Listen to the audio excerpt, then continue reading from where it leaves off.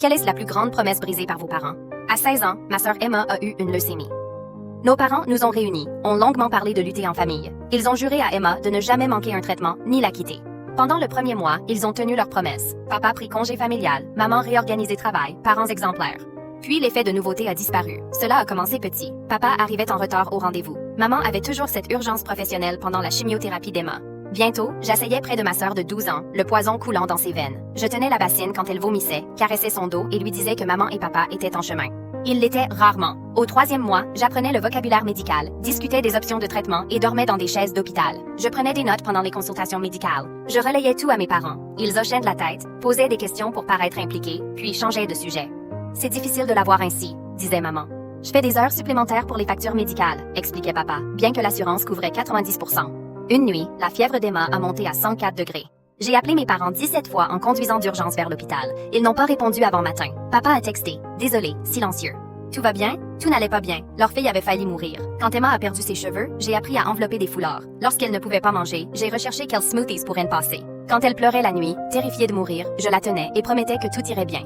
Mon année terminale devint un flou de couloirs d'hôpital et de cours manqués.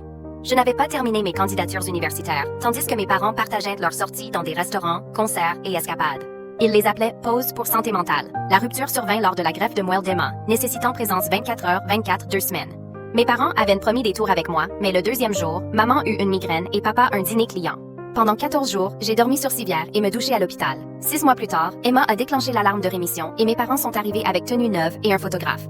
Ils ont publié des légendes émouvantes sur notre famille et notre persévérance. Les commentaires ont loué force et dévouement. Cette nuit, j'ai trouvé Emma en pleurs dans sa chambre. « Est-ce qu'il ne va pas? C'est une bonne nouvelle, » ai-je dit. « Ils prétendent être là, » murmura-t-elle. « Mais c'était toi. » Après la guérison d'Emma, j'ai obtenu mon diplôme et suis partie.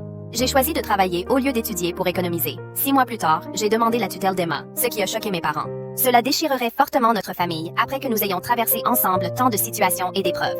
Le juge a examiné les dossiers médicaux d'Emma, notant qu'il a signé chaque formulaire et assisté au rendez-vous. Il a demandé à mes parents les médecins, médicaments ou plans de traitement d'Emma sans succès. À 19 ans, j'ai obtenu la garde complète et Emma a emménagé chez moi ce week-end-là.